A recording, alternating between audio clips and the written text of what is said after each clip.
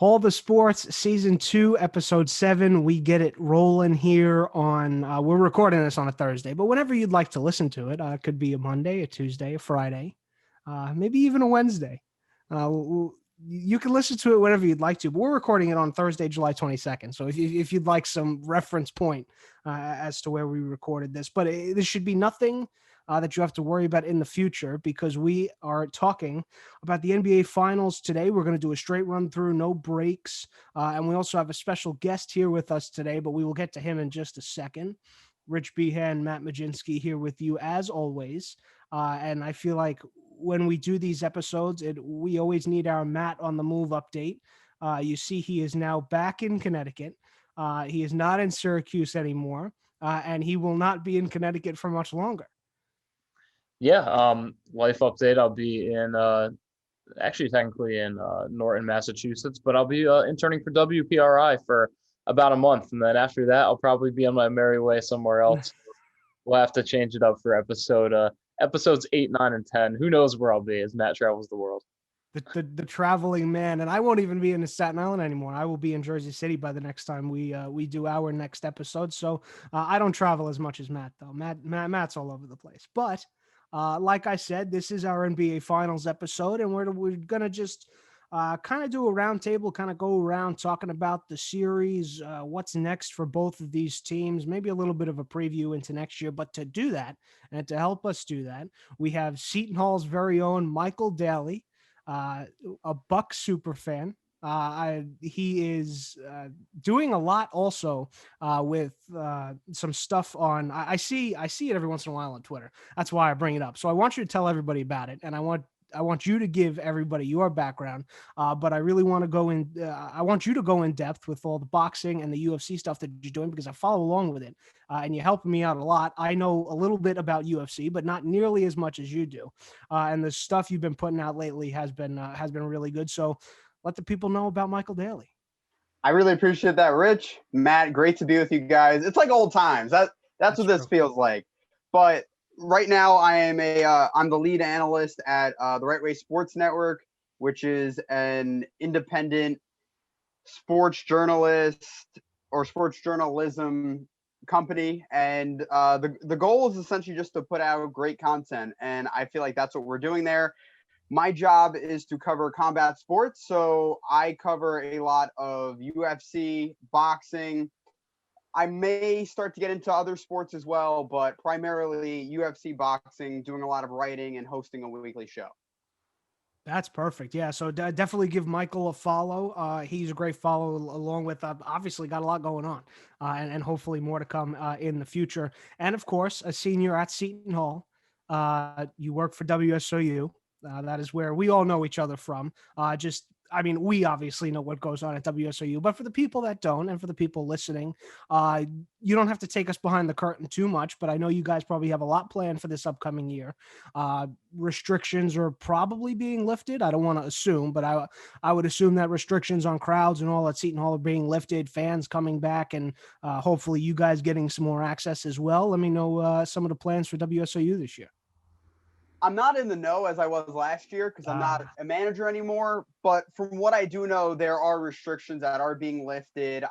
If I'm not mistaken, I don't mean to speak out of turn, but I think masks are being lifted, which eventually will mean that DJs and other people will get to hang out with each other. And then on the sports side, which is where we all know each other, people will get to travel for games, hopefully. So the broadcasters at WSU Sports, hopefully they'll get a chance to cover games, travel around the country like you two guys did. And yeah, it's a great experience. So hopefully now that COVID, God willing, is starting to wind down a bit, it gives broadcasters a chance to explore the country and even broadcast at the Prudential Center and Walsh Gymnasium. Right. Yeah. I'm happy that you guys are getting back on the road again. Who knows? Maybe somebody else could get stuck in Cincinnati on New Year's. Right? Yeah, I heard that story. That was a great time.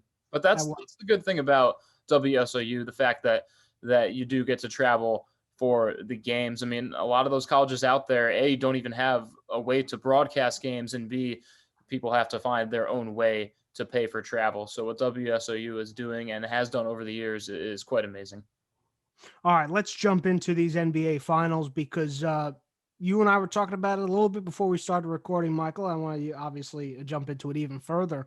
But this series started, if you were a Bucks fan, saying to yourself, okay, they went down 2-0 on the road. And I think that last part is the most important because the games were on the road. And then you come home in game 3, and really it was a 20-point blowout. They really locked it down. And then in that fourth game, the Suns really had a chance, in my opinion, to kind of shift the momentum of the series. If they were able to hold on to that game, I think we might be talking about a completely different series. We might even be going, we probably would be going to even some more games here. But I just want to hear your general, just your general consensus of how the series went. I would say, Rich, the only game as a Bucks fan, and let me preface this by saying I'm going to be very biased, or at least it's going to sound biased, but I'm going to try to have a very even lens. Game 1, I thought the Bucks should have won that game, but it slipped away from them. And then game 2, you're in Arizona, in Phoenix. That's a hard place to play. I don't think the Phoenix fans get enough credit for how riled up they get. But also it's because the team hasn't been good since 2014. That was the last time they really had a winning record. But once I knew the Bucks got out of Arizona, back to Milwaukee, that's when it's a series. Because if you guys remember, in 2006, the Heat were down to the Dallas Mavericks 0-2. And then they stormed back. And I was thinking the whole time, if the Heat can do it, I think the Bucks can do it. Now, obviously, different scenario. Don't have Shaq or D Wade on this team, but the Bucks have Giannis. And I think that's the difference maker. Here's another storyline that no one talks about, Matt and Rich. Giannis was hurt heading into game 1. It seems like his injury has just gone away. No one's talking about it. And that's why that 50-point performance in game 6 is miraculous, because you can make the argument Giannis should not have returned until game 2, maybe game 3. That just goes to show how much Giannis wanted it. And even when he struggled at the line or even struggled in a few games, he didn't give up, and this team didn't give up. And that's ultimately why the Bucks won. Yeah, I mean, you could even make the argument. I wouldn't be surprised if it comes out in the future, Michael, if, Giannis was only playing at 70% or something through these playoffs. I know that sometimes you can get your footing back, but like you said, he came back earlier than he probably should have or expected, or especially if it was a regular season injury, he wouldn't have been back until at least another week or so later on. I want to shift the focus to how this series started, because it started 2-0 in Phoenix's favor. How do you think Milwaukee got together and were able to come back? Because when you're down 2-0, you can easily just pack in the bags that easily and lose hope and confidence. That's a tough thing, Matt, because everyone was saying game 1 and even game 2, Mike Budenholzer overrated. I've heard some people say this is the dumbest NBA Finals team of all time. Let me refute that, okay? First off, the dumbest NBA Finals team of all time, I don't think is getting to the NBA Finals. Let's just put it that way. I don't think that exists. And secondly, for the Bucks to play a competitive game 2, and then for game 3 to prove on your home court on a Sunday night where everyone's watching and blow out the Phoenix Suns like they did, that just goes to show that all of the doubt was pushed to the side, and it was all incorrect. So I just think that it's a matter of everyone playing Monday morning quarterback after every single game. And that's the problem. And that's also why, as a Bucks fan, I didn't freak out when the Bucks were down 2-0. You can't, because it's still a series that you can win. Heck, the Boston Red Sox were down 3-0 in 2004, and they ended up winning the World Series. Anything can happen. So that's why, even down 2-0, you can't freak out. You cannot listen to the noise. And I'm sure as professional basketball players, that's a tough thing to do, because they may say they don't hear things, but they hear everything. So for them to just lock in and focus and get the job done, that's a testament to Mike Budenholzer and the Bucks. You bring up a really good point there with Mike Budenholzer, because take you back to even last offseason or a few off seasons before that, there were some questions if he was the right coach. It always seemed as to, yes, the Bucks were a perennial. They at least became a perennial postseason team, but they could never really get over the hump. And some people questioned Budenholzer's coaching ability in big spots to get them over the hump. They didn't know if that was the right guy. Giannis re-signing in Milwaukee. A lot of people said, you know what? He should just take his talent somewhere else, form a super team, go the easy way. He decided to re-up in Milwaukee. Chris Middleton decides to re-up in Milwaukee. Take us from those off seasons of questions about Mike Budenholzer and questions about Giannis leaving to how we really got to right here. Let me start in January 2018. I thought the Bucks and the Lazary ownership group, I thought they made a mistake firing Jason Kidd. But when that happened, I accepted it. And I honestly thought who they named as the interim head coach, Joe Prunty, should have been the permanent head coach come the end of the season. But he didn't. And I understood why they hired Mike Budenholzer. He had a lot of success in San Antonio as an assistant and as a head coach in Atlanta. I understood it then. But I just thought Joe Prunty just wasn't given a fair shake. But Mike Budenholzer was the guy that was the coach of my team, so I accepted it. The Bucks went on a run in 2019. As everyone knows, get to the Eastern Conference Finals. You're up 2-0 on Toronto. You blow it 4 straight games. So I think at that moment in time, that's when, as a Bucks fan, I was like, I don't know if this was the right hire. And then the next year, the bubble happens, a collapse after having a great regular season. But Giannis knew something, and Chris Middleton and even Drew Holiday, they knew something that I didn't know, that Milwaukee Bucks fans didn't know. And that is how good the front office is and Mike Budenholzer is. Because if Giannis really didn't have trust and faith in this team, he would have left. He would have finished out the rest of this year, and then he would have been a free agent this summer. Because that's what everyone was saying. Everyone was saying, oh, he's going to join Golden State. He's going to join Miami, a few other teams out there as well. But he saw confidence in the ownership group in Milwaukee. And that just goes to show that Giannis is a guy, he's not a front runner. He's going to build something from the ground up. He saw something in Mike Budenholzer. And you know what? For someone like Bogdan Bogdanovic to not sign with the Bucks after there was some weird clause where he was able to get out of it, that just goes to show that was a mistake on his part, because the Bucks knew they had something going. Yeah, that's a good point. I totally almost forgot about the Bogdanovic news there, but I'm gonna retake you, everyone watching this, and Michael, especially you, through these playoffs, and first remind everyone that this is a Giannis Antetokounmpo Finals MVP, 2-time MVP, Finals champion. There's also 2 more All-Stars on this Bucks team. They went through the Heat in 4 games. Then they beat potentially the super team, the favorite from the start, the Brooklyn Nets. Then they slowed down Mr. Trae Young, Mr. future All-NBA Trae Young, and the hottest team in the Eastern Conference at that point. And then they come back down 2-0 and win in 6 games. They don't even need a 7th over a future first ballot Hall of Famer in Chris Paul and his Phoenix Suns with Mr. Devin Booker, who's a great talent in his own. And I've heard a lot of rumblings about this Milwaukee Bucks team being one of the most overrated and worst finals teams in history. Can you just refute that? Because maybe I didn't do enough refuting myself. The reason why the Milwaukee Bucks are not one of the worst NBA final champions of all time is because they have a lot of depth. Is it the most consistent rotation on the bench? No. Especially at the end of the game, at the end of game 6, where Pat Connaughton, and as a Bucks fan, I was freaking out because, yeah, we were up 6 points, but just hit 1, and he couldn't. So that just goes to show sometimes the team can be a little inconsistent, and I get it.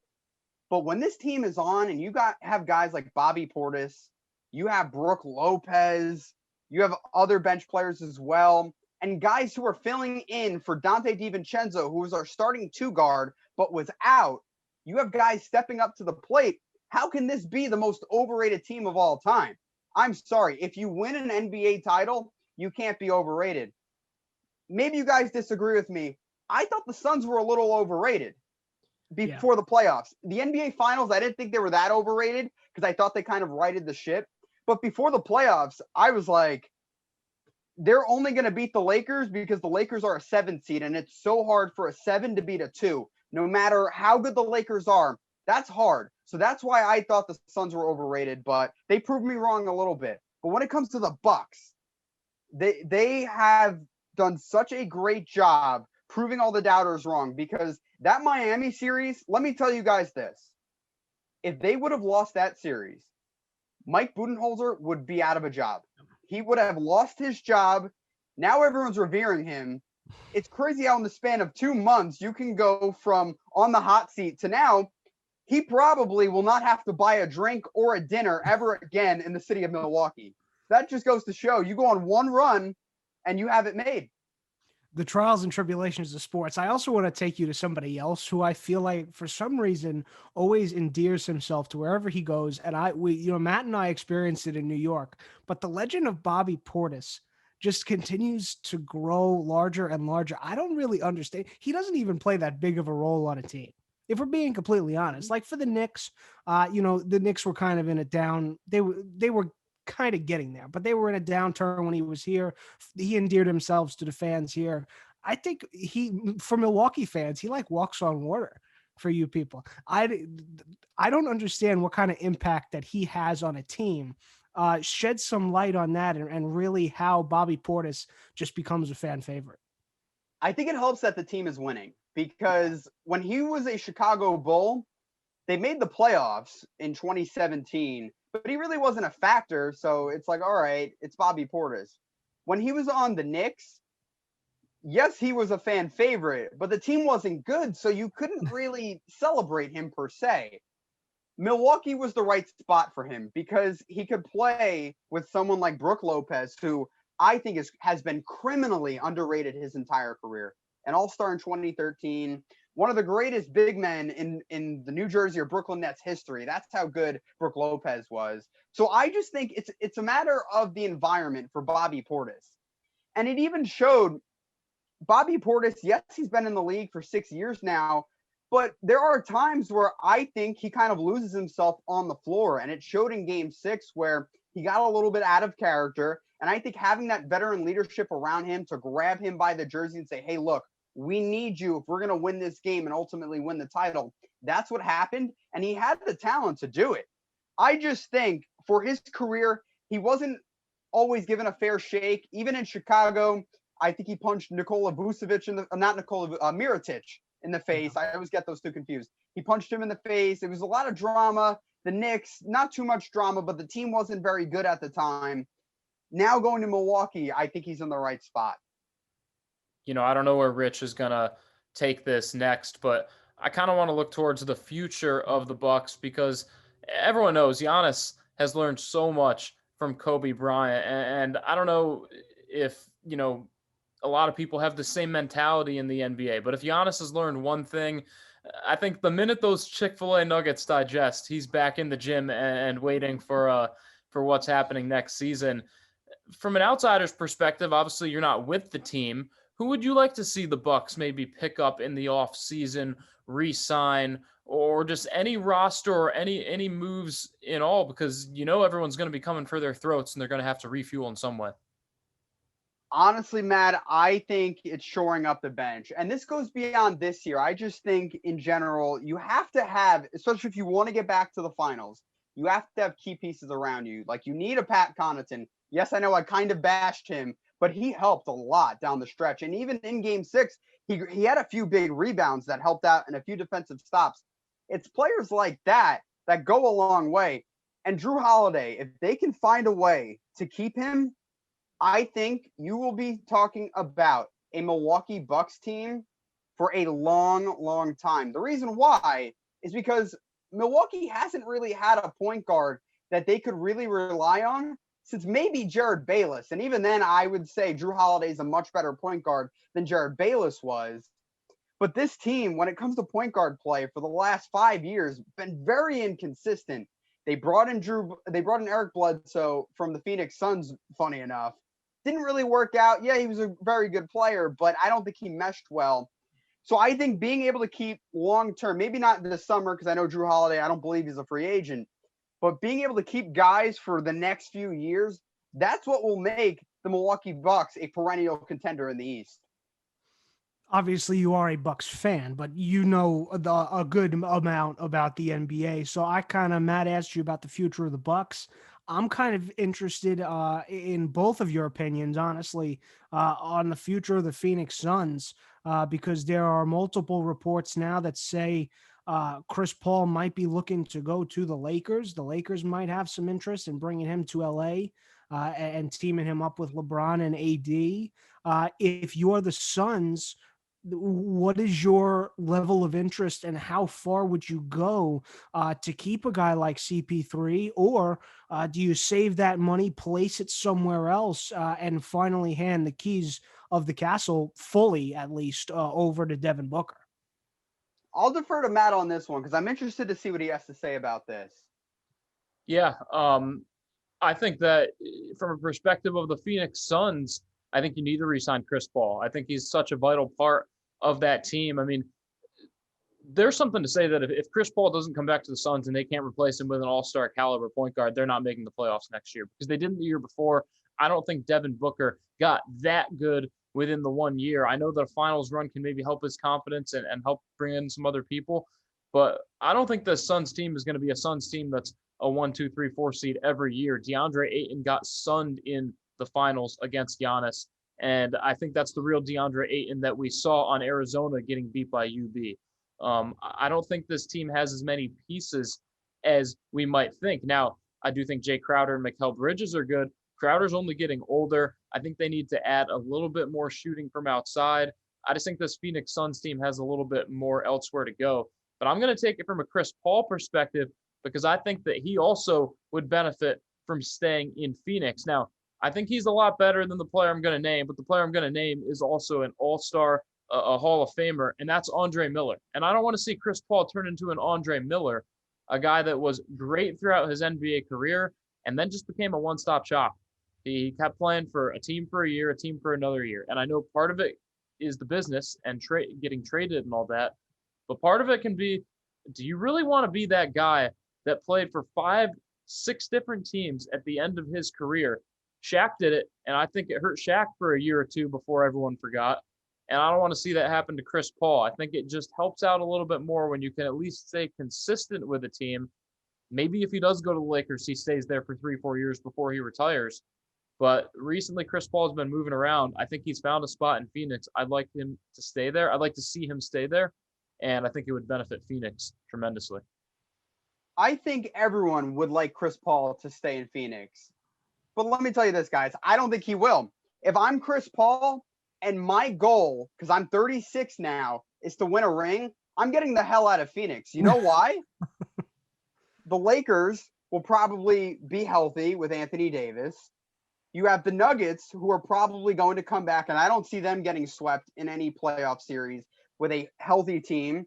You have the Golden State Warriors, who, if healthy, could be a contender. You have a few other teams as well. I don't see where Phoenix has a legit chance, especially if the Utah Jazz are able to be healthy, because Mike Conley was injured throughout the year. Donovan Mitchell was injured heading into the playoffs, and that hurt them. No one talks about that. But I think if the Jazz were healthy, they might have beaten LA, but that's besides the point. What I'm trying to get at here, guys, is that the West is stacked.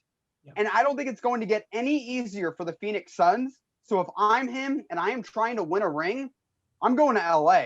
LeBron James is my best friend. Anthony Davis, when it's all said and done, might be a top 10 power forward of all time. There's a very good shot that he can win a ring with the LA Lakers, and I think it's an even better chance with the Lakers than it is with the Suns. Matt, you're shaking your head down there. You don't. I think it's a combination of you don't want to see Chris Paul succeed and you don't want to see LeBron succeed. So that would probably be your worst nightmare. I'm also there was a trade a few years back. I don't remember the exact trade when the Lakers were denied Chris Paul. Correct me if I'm wrong. Yeah, there was something like that because the league stepped in. It was some weird kind of balance of power or something in the league, and I think that would have only paired Paul with Kobe. How would it be possible then that it's fair if it happened in a sign and trade or however it happens. I mean, Chris Paul, Anthony Davis, and LeBron James. Come on now, that'd be. But Matt, it's 10 years apart. That was December 2011. Now, look, I agree with you, right? It's crazy because Chris Paul should have been an LA Laker, should not have been a Clipper, had no business going to the Clippers. But times have changed. Kevin Durant was up 3-1 on the Warriors, lost to them, then said, all right, I'm going to go join these guys who just destroyed me in the conference finals. Once that happened, I think now everything's out of the window. You have Kawhi Leonard joining with Paul George, a bunch of other super teams as well. I think it's time for Chris Paul to try to get a ring because this was his closest chance of 2-0 in the Bucks and couldn't get it done. I think we'll start to wrap it up here in a little bit. I think with just a very early look at next year. We touched on free agency a little bit, maybe what the Bucks and the Suns have up their sleeves. But I think what I'd like to do now is kind of just take a long look, kind of a way too early type situation, and look at maybe what the playoffs and the finals have in store for us next year. And maybe a champion as well. So I think for me, the big storyline is going to be the Brooklyn Nets. Everybody thought that they were going to be able to do it this year. And if they were all healthy, you'd probably be writing a completely different story about how these NBA finals would go. But for the Nets, it was kind of like the regular series. The regular season, I should say. You're without Kyrie for some time, and then KD gets hurt. James Harden tweaks a hamstring. I couldn't even tell you off the top of my head how many games the three of them played together. And even in the postseason this year, KD wasn't fully healthy. You knew James Harden wasn't fully healthy. He could barely run up and down the court at points. So if the Nets brain trust really comes together and they can nail down a few things, the trio of Harden, Durant, and Kyrie really should be able to get it done next year. Agreed. They should. And I'm going to be honest with you guys. One team that I think we can eliminate are the Philadelphia 76ers. Yeah. Because as the 1 seed, when you had a winning record against the Brooklyn Nets in the regular season, which allowed you to get the top spot heading into the playoffs, and you couldn't get it done, this was the best time for the Sixers to get to the finals, and they couldn't. So they're gone. Now, to me, for the East, it's a 2-team race between the Nets and the Bucks. I'm being unbiased here. If Kyrie Irving was never injured and James Harden didn't hurt his hamstring and KD was fully healthy, the Nets would have made the finals. I'm being completely unbiased. I think they would have beaten the Milwaukee Bucks. That's how good they were. Now, if I'm looking at next year, I still think the Nets are the team to beat. Yes, the Bucks have the confidence, but the Nets know that if they don't mess around in the regular season and they secure that number 1 seed heading into the playoffs next year, it's their crown to lose. And I just think it's either the Nets or the Bucks. Right now, I favor the Nets if I'm being unbiased, although I do think the Bucks can beat them. And then if I'm going to look at the West, it's a free-for-all. I'm going to be honest with you guys. I favor Utah next year. Depending, as of right now, if Chris Paul goes to the Lakers, maybe that changes. But right now, I think Utah is going to right the ship and get everything together. I'm actually going to differ even more in the West. I think Dallas adds a piece. I know Tim Hardaway's contract is going to be gone. I think they moved Kristaps Porzingis, and I wouldn't be surprised if Dallas is able to pair Luka with another all-world talent. I think Denver's another team you got to keep an eye on. I know the end of the season wasn't exactly what they wanted, but this is a Denver team that if they have Jamal Murray at full strength next year, you saw what they could do without Jamal Murray. And if he can get back to full strength, I think this Denver team could play for the 1 seed next season in the West. And then I agree with you too. I think it's the Nets and Milwaukee for sure in the East, but keep an eye on Boston because I know that, they don't have a point guard right now, but did they really last year anyways? No. And he's gone. And, if Jaylen Brown comes back healthy, the experience that Jason Tatum is going to get playing in these Olympics, I think is going to be great.